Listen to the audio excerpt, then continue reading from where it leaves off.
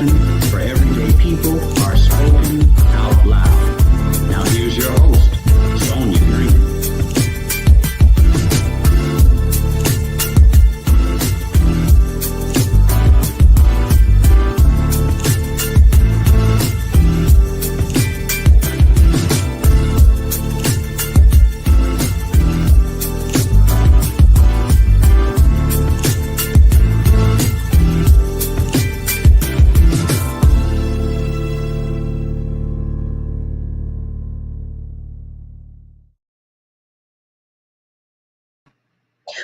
What's up, everybody? Hello. Welcome to JTOL TV, where I am your host, Sonia Green. And listen, we always say we love that you're here. We love that you are part of the community, the community of conversation. And if you are thinking about it, why aren't we talking about it? Again, welcome to JTOL TV. And listen, I'm really excited. If you don't mind, can you please share? Can you please just send this information out, get it out, share it, do whatever we need to do, because it's always important that we learn that we will not be an ignorant people. I don't care what color you are, what culture you are. We can't afford not to be ignorant in this time and in this season. So I have a very, very special guest, and I want to bring her up, but I want to tell you just a little bit. I don't know much about her, but just a tiny, itsy bitsy little bit about her. And this is Mrs. Matielyn Jones. She has 2 babies. She has a husband, and that alone is a lot of work. Listen, one of her motto is, I believe that service is the highest form of leadership, and as your next state senator for Georgia's 45th district, and this is when she was a former running candidate, I am committed to serve you with compassion, courage, and integrity. I love that. Y'all know that's my thing right there. And all people can thrive with the right investments in their success. And it is our responsibilities as citizens to ensure that the American ideas of merit, opportunity, equality, liberty, and justice for all are realized for all. This is the call to public service. This is the heart of democracy. And she writes, Matielyn. She is the founder of Public 365, which promotes and supports ongoing political actions by everyday people beyond voting. It is the mission of Politics 365. Did I say something else? I probably did. To be a source of learning more than civics, political processes, community organization, running for public office, and leading long-term progressive change in public policy. And additionally, Politics 365 offers campaign management, operations, and consulting services. And so this is wonderful, dynamic woman who I met through another sister of ours. But I just feel like I feel like we can rock together. I feel like we got the same temperament.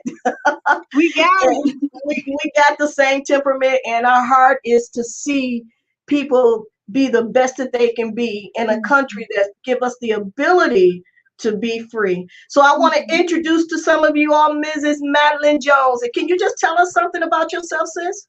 Hello. First of all, can you hear me okay? I always have to ask. We can hear you. Okay, great. No, I think your introduction was great. I mean, I feel like there's nothing else to say. You know, we had a fun and busy Easter weekend over the weekend. So I'm still recovering from all the activities of that. We're on spring break this week, but yeah. I mean, I think your introduction was great. Like, I ran for state senate last year in Georgia. And while I didn't win my race, we did really well here as far as our numbers and getting new voters to vote for the first time, and voters who were registered but hadn't voted, who voted this year and so or last year. And so I'm grateful and delighted to be here, and I'm really excited about the opportunity not only to share with you but to hear from you, because it's really important that we all take this work and wrap our arms around it and embrace it and make it our own, because people are going to represent us in government whether we participate in the process or not. And so we should really make the effort to participate. That's my position, and that's why I founded Politics 365. So I look forward to our conversation tonight, and thank you so much for having me. Oh, that's so dope. Y'all love it. Y'all, that's some dope stuff right there. Listen, guys, I know, can y'all please share because this the big thing that's out right now, which me and her were having a conversation about, was that Georgia, Georgia, just singing. But anyway, Georgia has their governor Brian Kemp has and his buddies have the Republican House and Senate have came up with a bill to legally it's just a new Jim Crow voter suppression for people of color in their state. Basically, and this is just my opinion. We all know that George Kemp had a lot of conflict of interest, and in the hood, we call that cheating. I'm just saying. So he beat Stacy. He beat our girl Stacy because of cheating. This is just my opinion, and in my opinion, means nothing in the reality world. But the bottom line is that Stacy lost based upon Brian Kemp because he was the Secretary of State and running. That's a whole bunch of mess. But anyway, running for office, and he was able to manipulate, trick, con, delete, remove, add, suppress votes that caused him to win the election. So that's just my opinion, and nothing you can do about it. In any case, Georgia, getting back on point, Georgia and the State House and the State Senate had got together along with Brian Kemp and went behind closed doors. They did it in the dark. They did something they did in the dark, and they wrote all these voter suppression laws to basically stop people of color, poor people from voting, to make it harder. Let me say, they can't stop them from voting, but they can make it harder for them to vote. And so one of the things that we all know, well, we'll get into what type of voting that what those guys instituted.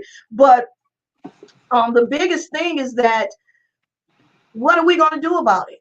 I mean, we can sit here and talk about it, and one thing, I'm tired of us just talking. I'm really sick of talking and really no action. I understand that we have to have communication to get a strategy, to get something, but if all we do is talk and nothing never happens, then we'll never get anything accomplished. We'll always be just a bunch of people who are mad, upset, and angry. Well, I say I like boots on the ground.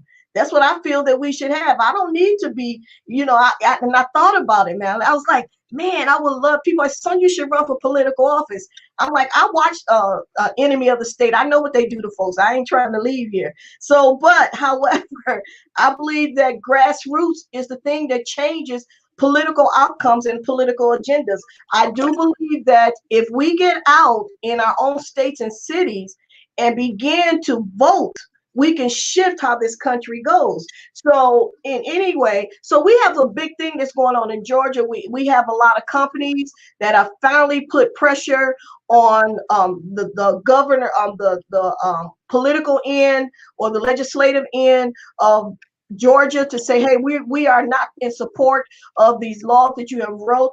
And I like what Joe Madison said. We're not going to boycott you. We're just going to do selective purchasing. We're just going to not select to drink Coke. We're going to drink Pepsi.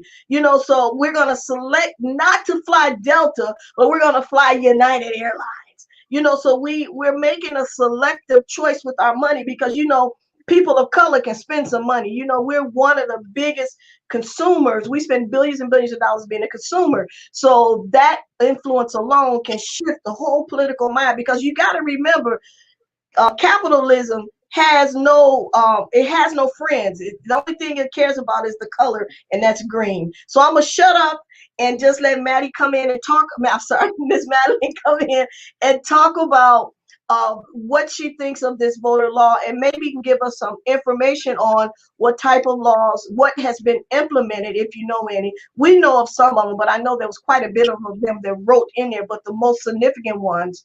Can you just tell us a little bit about it? Tell us your thoughts on it, and I'm gonna shut up. Sure. So you said a lot. I took notes because I'm like, it's a lot of different topics. And so I think, the bill itself was passed, SB 202 was passed very quickly. It was rushed through on one of the last days of session, which was March 31st. And some of the provisions in there is shorten the amount of time to request an absentee ballot. It required an ID, I believe, to either add to your absentee ballot request, but definitely to return your printed ballot if you've got a paper ballot. It, criminalized giving people water in line. It was going to end Sunday voting, but I believe that it ended up not doing that. I have to double check. But those were some of the main provisions of it off the top of my head.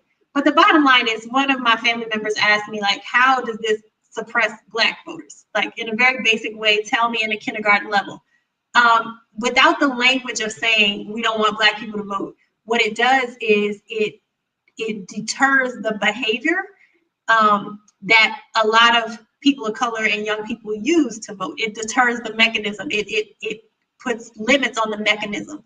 And so while it doesn't explicitly say it's targeting Black people, young people, whoever, when you look at group behavior and you study group behavior and who are the people using these tools and resources, that group is overwhelmingly, people of color and young people.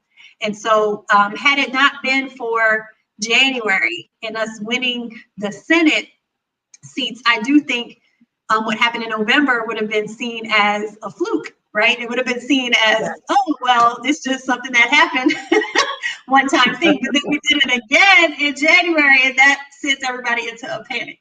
Not everybody, it sent the Republicans into a panic. And so, I say that to say we are, Stacey Abrams, and I watched a video recently with her where she said the biggest defense to voter suppression is voter turnout. And so we are in a fight to turn out voters despite all these laws. Because the truth of the matter is our policies, our ideas, our approach to governing has much broader appeal and much broader reach than that of the Republican Party. And rather than the Republican parties become more inclusive and expand how they approach governing, they are taking advantage of holding seats in the legislature and literally changing the rules. And so all I can say about that is it's really unfortunate. I'm not surprised. There's all kinds of legal challenges and stuff flying to the laws. But at the end of the day, this is why I founded Politics 365, so that people could get involved in the work on a more day-to-day level, because elections take place every year. And even if you win at the top, like we did with the presidency and vice presidency, the 2 Senate seats, the state legislatures control how elections are carried out, but through the state policy, and then the counties themselves usually have their own policies. They're responsible for the management. They're responsible for the execution pretty much of these elections.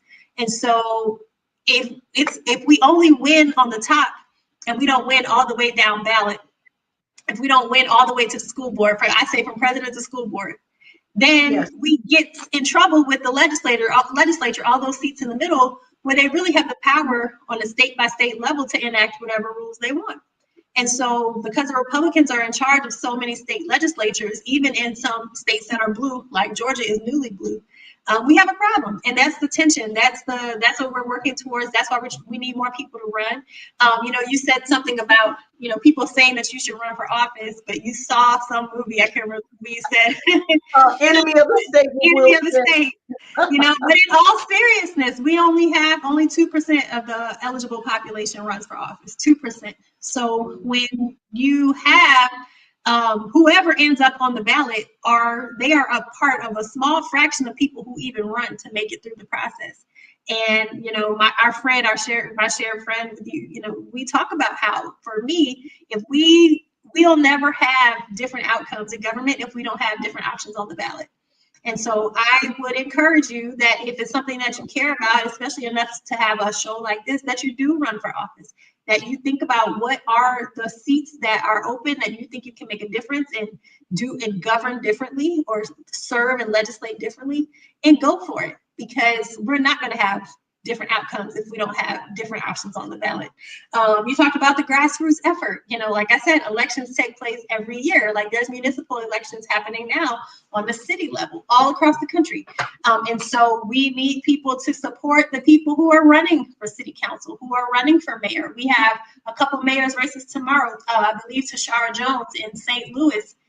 If she were to win tomorrow, she'd be the first elected Black woman as mayor of St. Louis, even though the city of St. Louis is majority Black. And so, we have races like that happening all over the country. We have a race in Wisconsin where there's a young Black woman running to be the alder. I think her name is Ayomi. We've had several runoffs between Montgomery City Council. The gentleman, there was a special election because the mayor, the male mayor died in office, and we have, his widow is running, and then another woman who only lost by 6 votes to him is running. And so their runoff is coming up at the end of the month. And so I say that to say there is no such thing as an off year. Every year is an election year. And as people get introduced to the work of campaigning, which is really the field work of helping get people out to vote, and also the fundraising part, which is how you actually finance and pay for every effort to reach people, then I think people will start to understand, like, there's no break, there's no time off, there's no, like, this is happening, like, we have to get ready. As a matter of fact, right before this call, I was speaking with one of my candidates who is like, I guess it's time to announce. I'm like, yeah, because, normally for election, you announce about 18 months before. And so for November 22 elections, people will start announcing next month in June. And so it's time, we're here. So the grassroots effort is super important. And then you talked about money and the roles of companies in this effort. Companies and their influence, their buying, the buying power in the sense of the money that they can spend to help get people elected who advocate for them, and the public's buying power to influence that money, to influence their profits and losses, it's very powerful. And I appreciate Delta and Coke and Home Depot and all these other companies that came around after the fact and said, these laws suppress our voters, but they did not initially take that position. They did not initially take that posture. And so I think as we think critically about how this all works, and I think about this a lot in the workspace, in politics in general, it's like you have, the people who have money and who are giving money to corporations, and also corporations are giving money to them to help lobby on behalf of whatever they care about, right? But then those people are often very different than the people who make companies successful. And those people, the people who actually carry out the vision, the people who are the workers, are the ones, who often get caught in the middle, because the company wouldn't be successful without the workers. But oftentimes the company's interests can be sometimes in conflict with the workers. And then you have the general public who are the consumers of whatever is being produced, right? So my perspective on that is just, I'm grateful that the companies stood up. I appreciate that the MLB decided to leave, because I think there has to be consequences. There have to be consequences. And I think, like you said, people respond very well to financial consequences. I think I'm sorry for the workers who are unable to earn money that they would have otherwise earned if the conference was held here.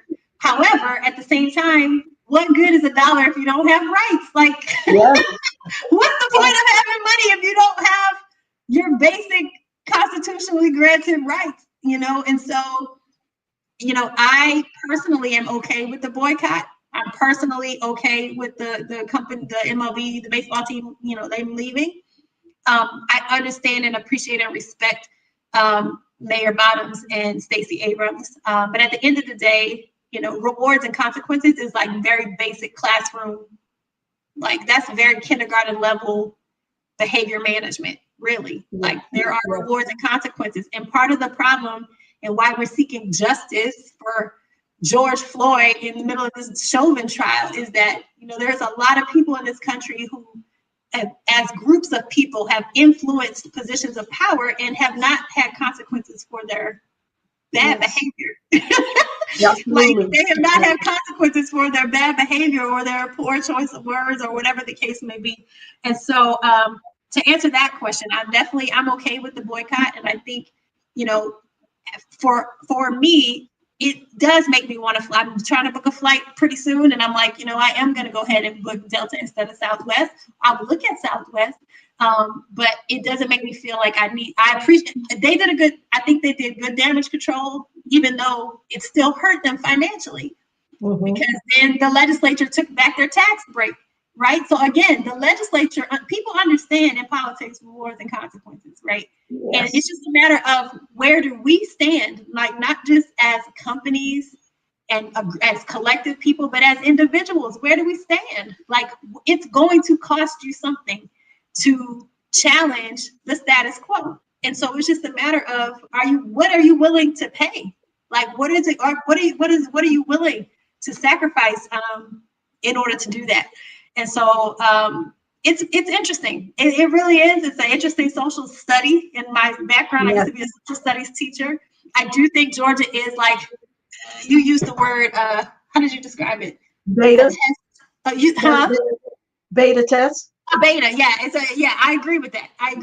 I think, there are other states like Mississippi that is 33% Black. Georgia is 31% Black, but because of their laws, because of the fear of retaliation, because of Mississippi's history, that state should have been, I won't say it shouldn't have been bluer, but it should be bluer than it is right now. It's a history, right, that keeps people from being fully able to participate the way that we know is possible when those barriers are removed, which is what Stacey championed. So absolutely. I see that to say, we have a front row seat in history in a lot of ways right now. And time will tell. But I know that we're doing the work here on the ground to make sure that we can protect the gains that we made in 2020 and 2018, that we can get Reverend Warnock re-elected, we can get Stacey elected if she decides to run next year, and that we can flip more seats in our legislature. We need about 16 seats in our House to flip from red to blue, and then we need about 9 or 10 seats in our Senate to flip from red to blue. So we're working on it. So I just want to hit a couple of things. I was going to stop you, but I didn't want to stop because it was getting good. So well, I just want to talk about what you said when you talked about the states and how I think it's 43 Republican states that have this legislation or these bills already about to be signed or in committee to have this discussion, to have this done. And so I had a gentleman tell me that that's not true, that, he started to give me the Constitution and the amendments, the right to vote. And I had to take a breath, and I had to realize that when you walk in white supremacy, not that he's a racist, but anyway, that I'm trying to be nice, Maddie. I'm trying to be nice. So even though you benefit from it, you can say, well, you can't take away these rights. But what they don't understand is that each state runs like their own little country. Each state, they can tell the president, no, we're not doing this on certain things. And so when you have Republicans who are running both the state and the House and the Senate, because they gerrymandered, and they rewrote districts where they always will win. So, they can do stuff like that. And I don't think we understand the importance for us to get out and vote. I said this about the city of Detroit. If the city of Detroit does not go out and vote, we will have a Republican state. But when the city of Detroit goes to vote, we have a Democratic state. But what we don't understand is we and I forgot to say, Maddie she worked with President Obama. I forgot to mention it. Did I tell you I met him I met him? I didn't tell you I met President Obama. No, you didn't. just a sidebar, put a comment in. So he was here running for second term. Mm-hmm. And so I was back. That was the first time I seen all the heads of each auto company there. I'm like, if they kill them, I work for the government, so you never have that much authority in one room, and everybody knows it. So it was Chrysler, Ford, General Motors, all the big three the big three and some other companies was there. So he came along and shook my hand. I said, "Hey, what's up, Prez?" He said, "Nothing." He did this, and I said, "Well, where's Michelle? She at the house." So that was it. I was like, dude, in my thought, I shook his hand, but I'm like, his hands were so soft. I'm like, did you ever do any work? You'd be looking for a little rough hands, but it was great to have that opportunity to meet him. Took a lot of pictures. And so it was just great. But getting back to what we were talking about, how each state continually gerrymander where they segregate us for the outcomes so they'll win. But if we don't get out and vote, we won't. And as I was saying, we can get out and vote for Joe Biden. We can get out and vote for President Obama. But if we don't get out for the most important races, because what they do in Washington does not affect us as quick as it does if it was in our own backyard. And I don't think we really stress the importance of that, that we have to do that. And so these are the things I say this all the time. And Matielyn, I'm not trying to so much run right now because I feel I got too much stuff out there can tell on me. Well, you said this, and you said I probably did, but but I try to encourage people to run because, they was like, well, the Democratic Party is not this and the Republican Party is not that. Well, you get in and help change the party. You get in and help change the look of the party. Just like that lady, I forgot her name, Miss Parks, that was in Georgia. She just went to knock on the door, and now they're charging her with 2 felonies because she knocked on the door. Yeah. And that white cop said, "Oh, I thought these 3 women were going to storm the Capitol." And so, so people, she took a stand. And sometimes we have to do that. We look at the Montgomery boycott, right, with Rosa Parks, when they refused to ride the bus. In our mind, because we really don't have a context of date, I believe that boycott went on for 2 or 3 years. Am I right? And in that boycott, that company went out of business. So you can't say on one hand, we want change, but you don't want to pay the price for it to happen.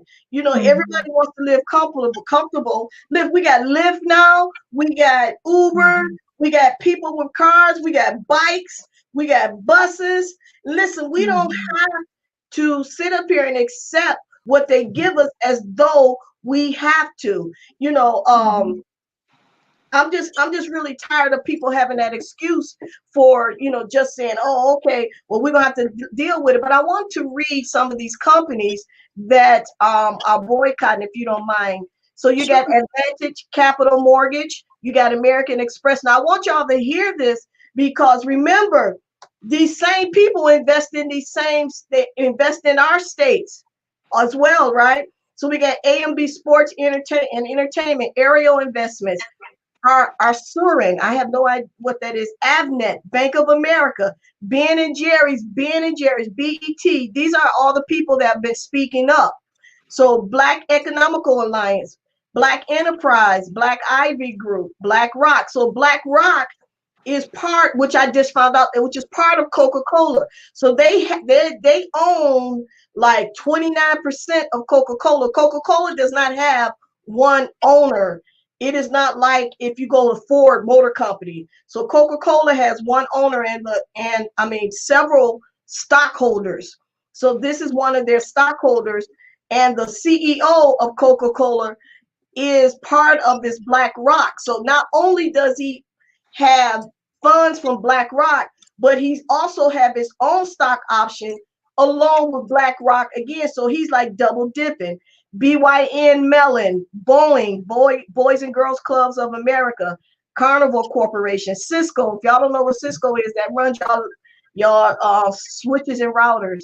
Citibank, Johnson & Johnson, Hewlett Packard, Grain Management, Google, Goldman Sachs. Man, Goldman Sachs owe us a lot of money from slavery. But anyway, Global Infrastructure, Gibson, Dunn, and Crutcher. That sounds like some type of accounting firm. Gen X 360 Capital Partners, General Electric, Ford Foundation, Fairview Capital, Etsy, Eli Lilly and Company, they owe us some money too. Ecolab, Deutsche Bank. Oh my God. Delta Airlines, Compass Bank, Comcast Corp, Coca-Cola Inc., Lizard Ltd., Masonic Square Garden Sports Corp., Martin Chase Productions, MasterCard, Merrick, Microsoft, M&T Bank, Nordstrom, Northern Brunham, Parks and Hotels and Resorts, Paul Weiss, Refink, Rifkin, I'm sorry, Ward and Garrison LLP, Pepsi, Pfizer, Reddick, Sark Group, Slack, Starbucks, some of these Sundial Brands, Textron, TIAA, Tyler Perry Studios, Uber, Verizon, Viacom, CBS. So these companies are the ones that are opposed. But I want to say something to you. Go check your own city. Go check your own state, and you can find out who gives to each candidate. That's all you got to do. I can type in Governor Kemp's name right now, and they will list all the people that donate to his campaign. And if you find any of these jokers on here, you need to write them. And listen, if you are not brave enough to say something, if you, like me, or, if you're not confident that you have the ability to articulate what's going on, if you are, if you just don't want to do nothing, you can write an email. You can make a phone call. If that's the least you can do, you don't have to support and buy these products. This is what we call selective buying. Am I right, sis? So go ahead, Tim. I'm going to shut up and and let you comment on that. Well, I made a note about, Park Cannon, who was our state representative, who was knocking on the door and was arrested. And I think, the officers said they were having flashbacks of the insurrection. And I just thought that was absurd. And I think most of our people thought that was absurd. The idea of, something that's normally a process that takes place in public taking place behind closed doors in front of first of all, I didn't even know we had pictures of plantations in the Capitol. So that was news to me, that it's taking place in front of this photograph or painting of a plantation. It's disturbing, it's disturbing. And again, I go back to what I said about this idea of rewards and consequences. And some people in our country, being unequally rewarded, are unfairly rewarded, and others having unfair consequences, Yes. similar behavior or less egregious behavior, and that's all systemic. And we can't change systems until we change the people in them. Yes. And so we can't do that until more people run for office and more people fund the campaigns of people who run for office, more people, do the work of reaching their voters and reaching neighbors and helping engage the population in voting. And so for me, it's all connected. And I think, Representative Cannon, she's not going anywhere. She is a very staunch advocate, a very vocal person who is, very committed to this work of justice. But I think, it's completely reasonable to expect that if you're going to do something that drastic, that's going to have that much of an impact on people, that you would at least do it in public, right? Well, I do it behind closed doors. So, she's out and about and she has lawyers, but even the thought that she might have, these crimes or these charges placed upon her when there are literally people who stormed the Capitol, climbed the wall, broke the window, went into the chamber, stole things from our Congress people's desks and offices. Yeah. No rubber bullets, no tear gas, no bullets, no tasers, no batons, no tanks. Just any, yeah. And so I say that we're at a moment, right? And we'll see what the outcome of this Chauvin trial. We'll see. That's our country, right? We'll see if our country, if those jurors are ready to apply consequences to bad behavior. And I think far too often, in housing, in healthcare, in education, There are people who are given the opportunity to inflict harm upon people without consequence. And that's really unfortunate. You mentioned serving with the party and people getting involved in the Democratic Party. I think that's very important. I think that, staying connected to the larger body of work is really important. Some people are like, oh, I'm not a Democrat, or, I consider myself a progressive or an independent. Okay, that's fine and good, but the organization of getting people elected is super duper important. And, part of the reason why independents have a difficult time winning is because they're not connected to a group. And so we're talking about the group dynamic, the group collective effort to win, the group collective resources to win, the momentum that comes with being a part of a group, and the association that comes with being part of a group that's doing good things.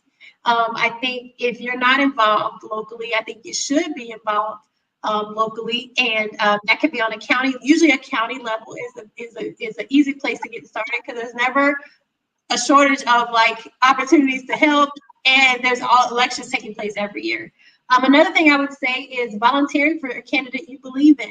So as you look at your municipal elections, some elections are as early as some have already happened. Some are as early as March. Some are as late as November of this year. And so I would look around and see who's running for city council. Is there a candidate running for city council who I believe in, who I can volunteer for? And that volunteering can look like knocking on doors. It can look like making calls. It can look like hosting a fundraiser for them. It can look like writing postcards for them, all of those things. And so I would say go ahead and get involved in that work.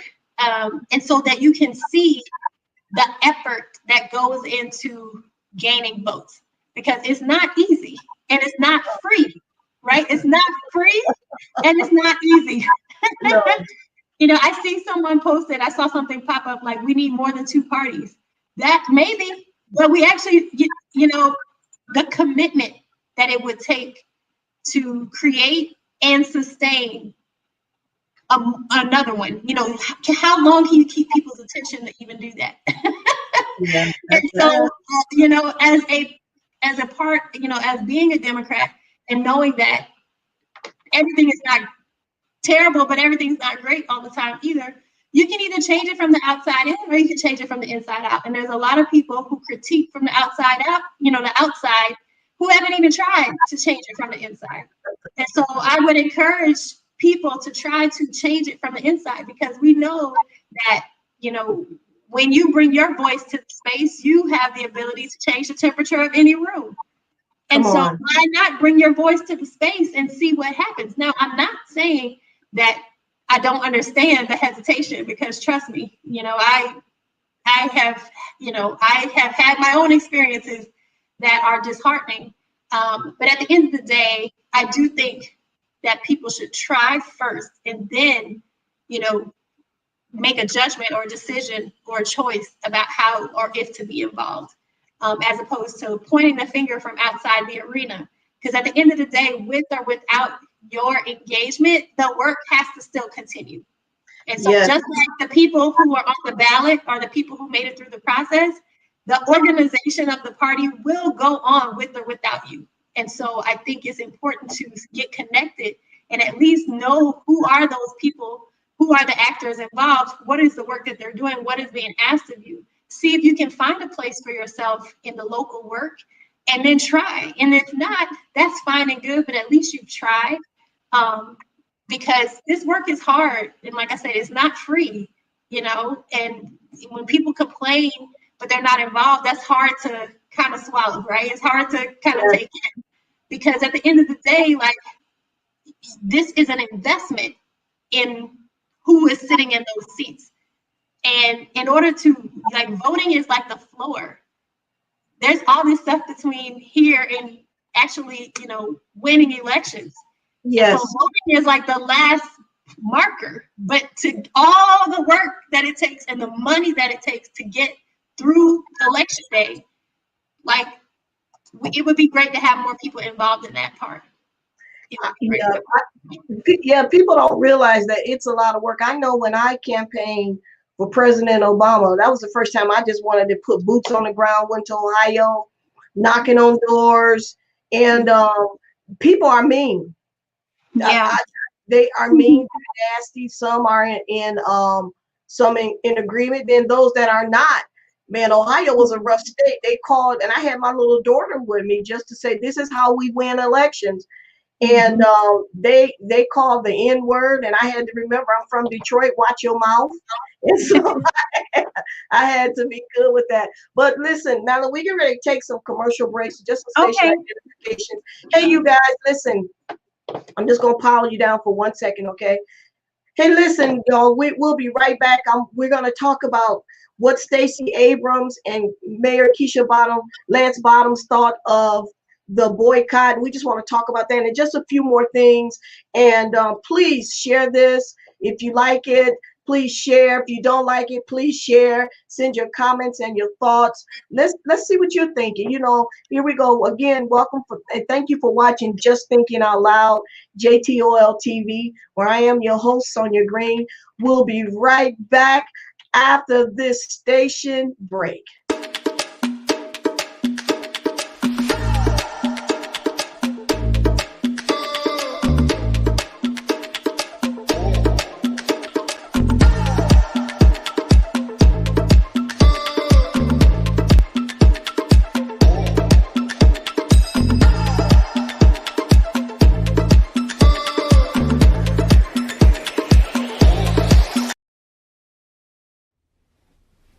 Hello, my name is Diane Kelly. I'm the founder and director of Felsher Tutoring Services. We offer tutoring services for medical assistant. Here is what we do.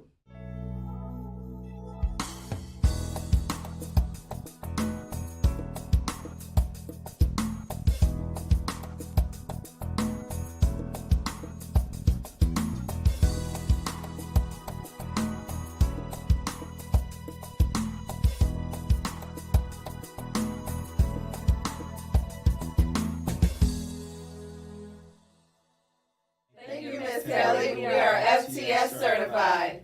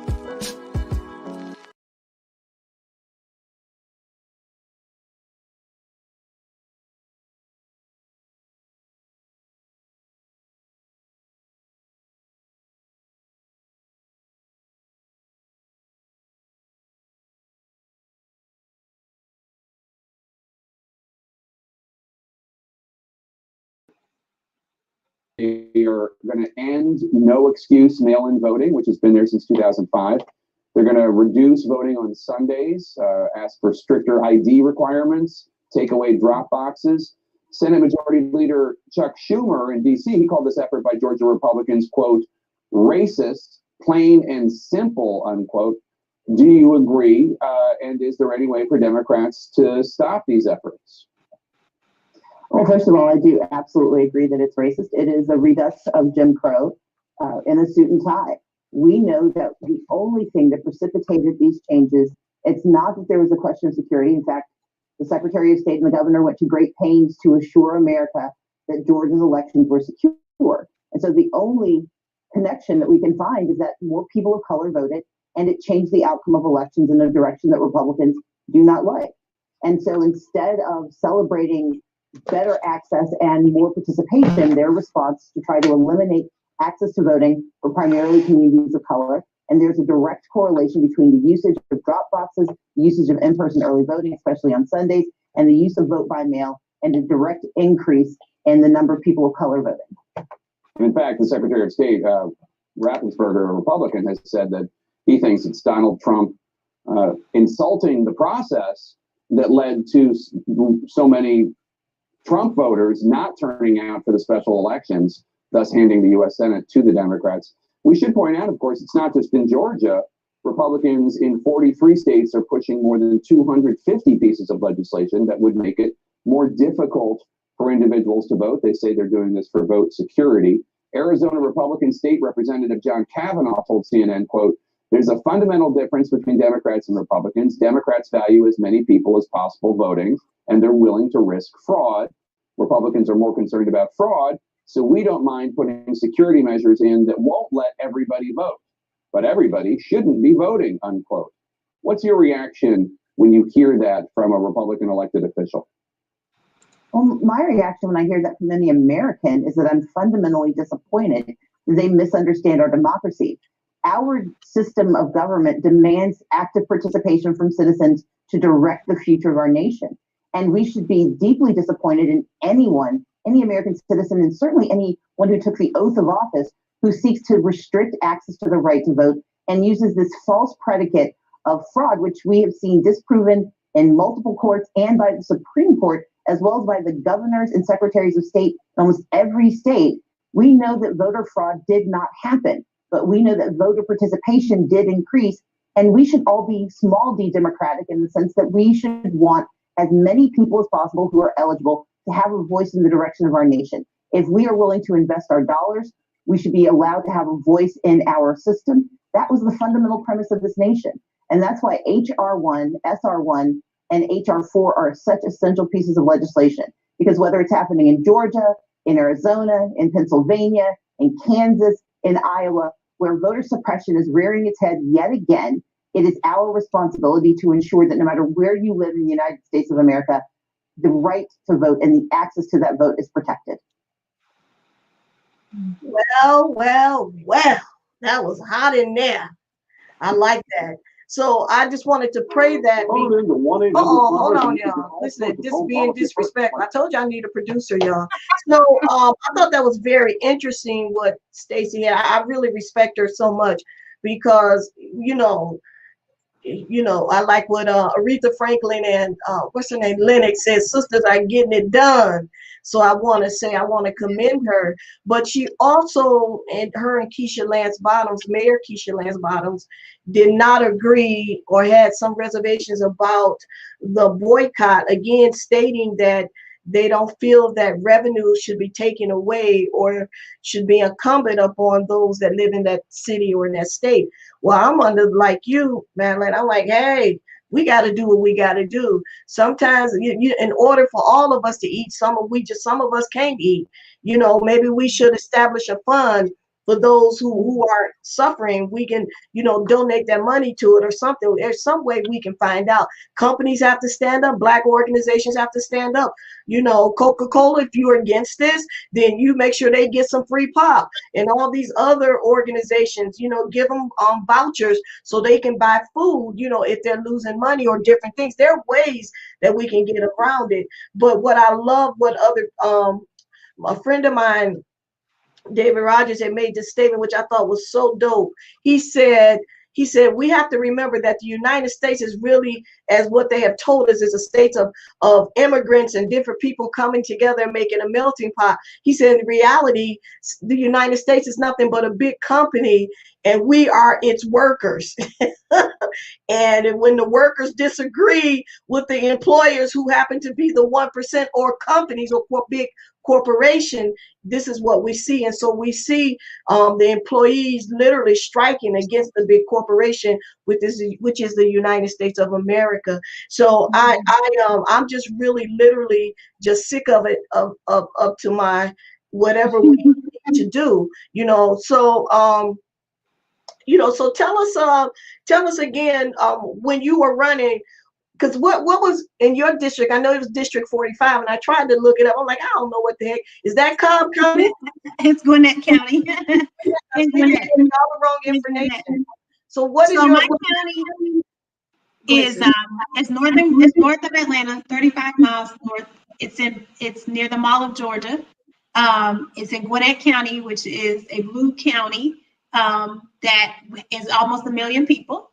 And so my Senate district was one of 2 red Senate districts in a blue county.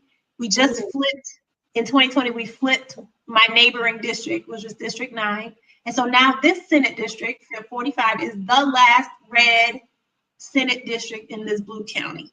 The demographics, it's 56% white, it's 16% Black, 14% Hispanic, and 10% Asian. It is, I believe the median household income is about $85,000, and it's 75% homeowners and 25% renters here. All the schools are high performing. As a matter of fact, one of our schools that is an independent school district, but it's 3 schools by that, broken off in the city of Beaufort. I mean, it's a multi-million-dollar school. Wow.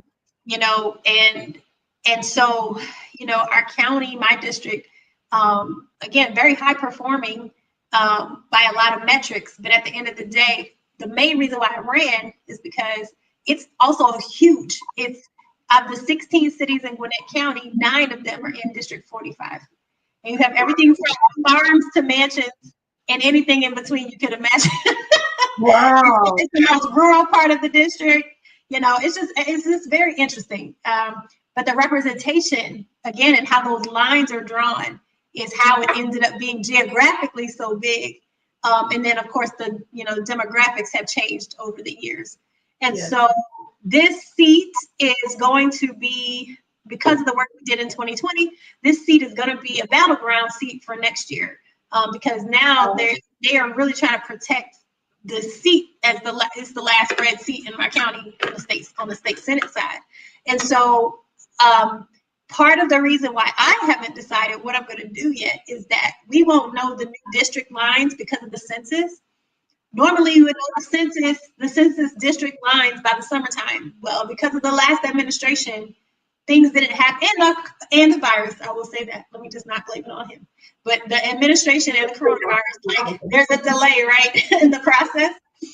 And so the process that would normally be done by the summertime won't be done till September or October, and then we won't know. They will go into a special session in the fall to redraw the lines. And we won't know what the state lines are until November. And so it's no benefit to most of us running for statewide or state offices with districts to even declare or decide to run yet, because literally we can get drawn out of our district and we won't know until November. Wow. And so it's like we have time. There's some people who are running statewide races and countywide races who have started to declare, but for the most part, that gerrymandering and redistricting and reapportionment, it's a once in every 10-year opportunity to either be fair or not. So, I don't think they're going to be fair. I don't know. We'll see. We'll see what happens. It's a bipartisan effort. However, it won't necessarily. The legislature is still a Republican on the House and the Senate side, and we just saw what they did with the voting rights law. So there's no, inclination whatsoever that they might be more fair with how they draw these lines. Yeah, I'm like, I think, look, we up here trying to be nice. I said, those jokers ain't nice to us. Listen. That's a whole different conversation because, there's a part of me that's like, one of the beauties of winning is that you get to do what you wanted to do. Like, that's why we should be extra motivated to win, and I think that we are extra motivated to win. But I think that as a Democrat, our party is much more inclusive. And because of that, there's much more variety in what people want and what they expect and what they hope for out of their elected officials. And we have many, many more people who are willing to just walk away completely because they may or may not feel connected to the body, the Democratic Party or the Democratic electeds. And so I think, we run the risk of being so diverse that we lose the sense of connection to the bigger, broader picture and point of winning the seat. And I think the Republicans, as a party that's less diverse than ours, they don't have that to contend with. And we contend with that all the time. I know. Part of diversity is that everybody has a different idea about how things should be run. I know, and in the infighting with even within on the federal level is just ridiculous, and Yeah. we have to look at the bigger picture, and I don't know.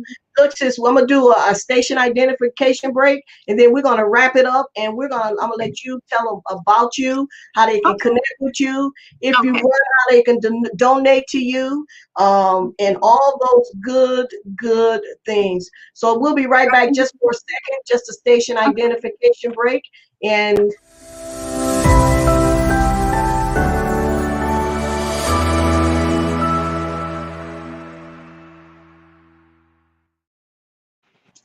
so welcome back again, just to say, just thinking out loud TV, JTOL TV with my special guest, Matielyn Jones, and she is from Georgia. I was getting ready to say from the D.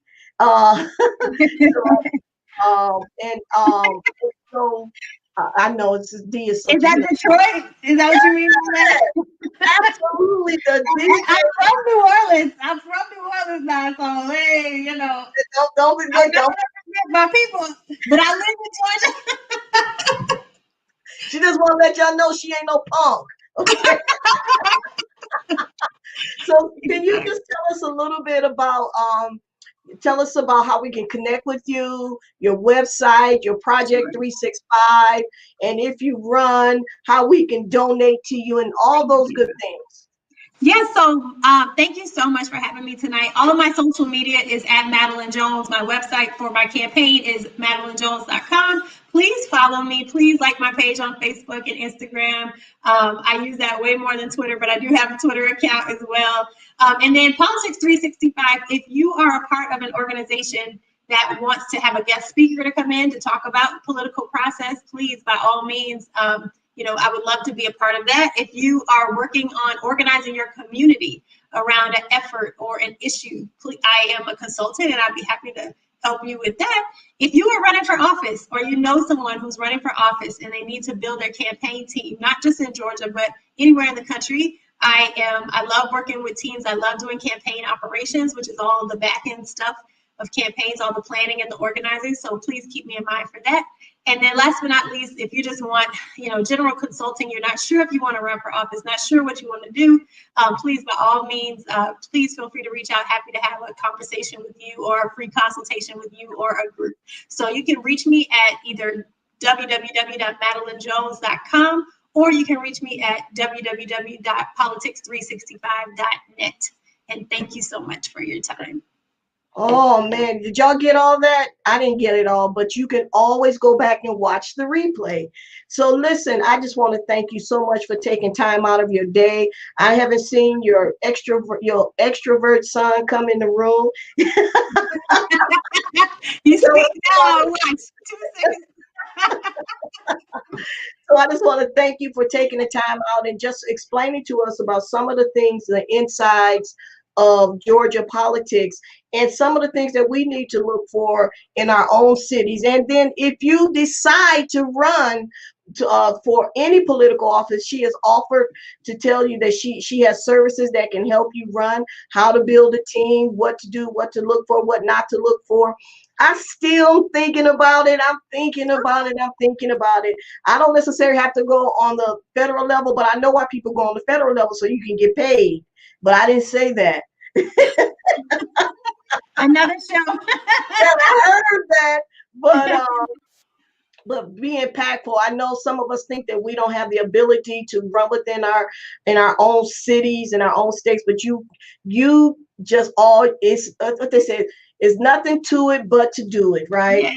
So yeah, I just want to thank you so much for taking that hour out. I know you're a busy woman, and I'm looking forward to seeing great things from you in Georgia. You have our backing at JTOL. I didn't say that, but just support wise, we believe in what you're doing, and it's all about democracy and helping people be the best that they can be. Excuse me, excuse me, y'all. During this time. And look, again, thank you all for watching JTOL TV. I am your host, Sonia Green. I thank my special guest, Matielyn Jones, who came in and just laid it down, gave us some insights, insider look into the Georgia politics of the state of Georgia. And Listen, y'all, all it takes is just somebody reaching out and you can change. Things can change. Remember what we say on JTL TV. If we're thinking about it, why aren't we talking about it? You all have a wonderful day. God bless. Peace.